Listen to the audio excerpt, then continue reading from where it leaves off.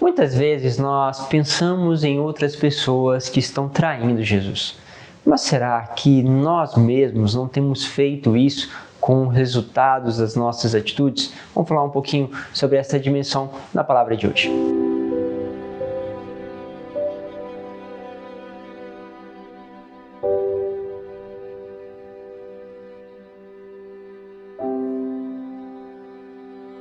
Em nome do Pai, do Filho e do Espírito Santo. Amém.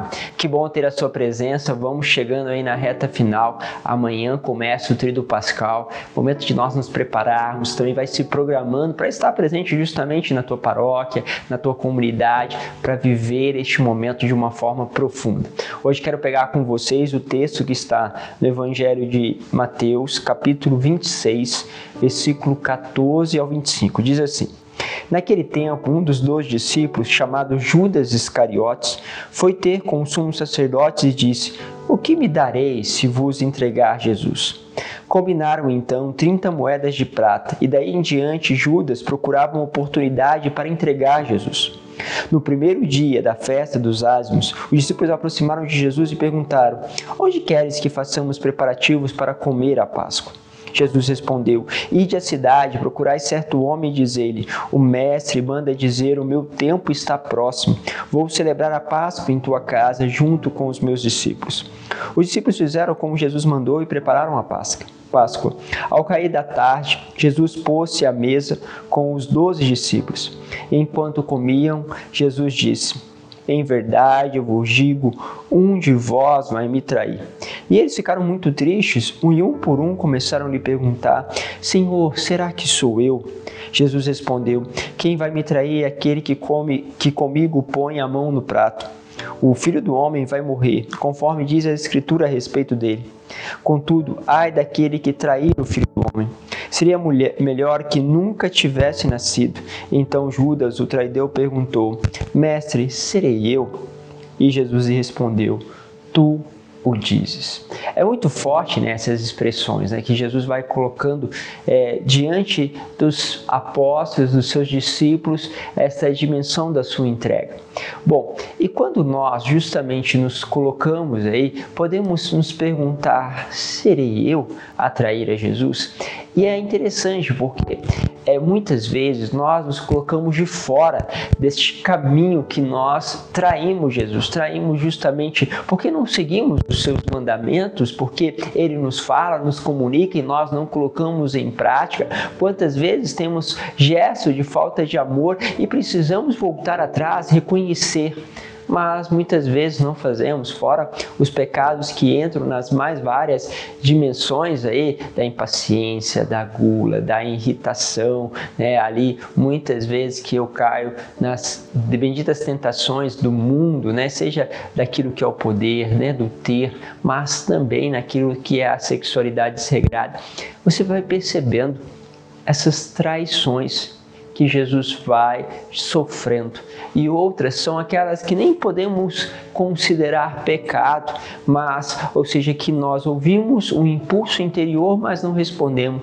Ou seja, vem aquele impulso: reza o rosário hoje, se coloca, silencia, fica mais comigo. Ou seja, Deus que vai nos dando justamente interiormente um desejo, um impulso, uma voz interior que te chama a estar com Ele, mas nós não ficamos. É como os discípulos justamente que não ficam com Jesus, mas dormem diante do pedido dele de estar com ele naquele Getsemane. Percebemos tudo isso e precisamos entender que as coisas não estão lá fora, que não é quando houve-se uma formação, uma pregação nesta dimensão, nós pensamos naquelas pessoas. Não, precisamos olhar para nós. Houve uma meditação muito interessante na Ciana, ou seja, a pessoa entrou naquela dimensão da contemplação onde você começa a participar da cena. E ela, nessa cena, estava junto com Jesus, como um dos discípulos, à mesa com o Senhor. E, de repente, Jesus, após dizer que aquele que o trairá, receberá justamente das suas mãos o pão. E então Jesus pega, molha o pão e entrega para esta pessoa. E ela fica assustada. Mas como assim, Senhor? Eu que irei te trair? E quando ela vai perceber no decorrer da cena, Jesus estava entregando este pão a todos, porque todos, sem exceção, nós trairemos Jesus. A única diferença é que alguns têm consciência e continuam a trair. Outros nem se perguntam se estão traindo, nem entra na cabeça, acham que já estão num caminho de santidade, que nem percebem que estão traindo o Senhor, não se questionam, não se analisam, não entram na profundidade e por isso não tem remorso, não tem arrependimento e não tem conversão. E esse é o risco que aqueles que estão na igreja, aqueles que estão ali para estar mais próximo do Senhor, vivam uma vida sem conversão. E aí você pode olhar para todo o nosso caminho, né, que nós fizemos aqui junto com a liturgia da igreja, esse caminho quaresmal, de quantas vezes o Senhor teve que falar aos fariseus, que mesmo Ele falando, os fariseus não se percebem. Não se percebe. E quando percebe, fica chateado. Fica chateado. Peraí, como assim? Está falando de mim? Como assim? Eu sou irrepreensível.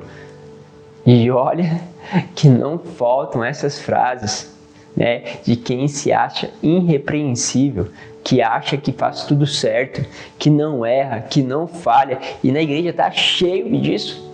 Cheio.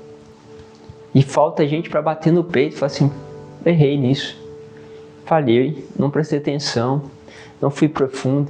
Então falta muitas vezes a gente bater no peito e justamente entender esta dimensão mais profunda. Se você tem consciência que todos os dias você trai o Senhor, talvez as lágrimas de conversão venham com mais facilidade. Talvez a tua vida vai começar a ganhar um grande impulso, porque começa a perceber as suas fraquezas, as suas traições, mas dentro Deus está dando um profundo arrependimento para uma vida justamente mais voltada para Ele. Pense um pouquinho sobre isso e vamos lá, se preparamos para o Tríduo Pascal. Deus vos abençoe, Pai, Filho e Espírito Santo. Amém.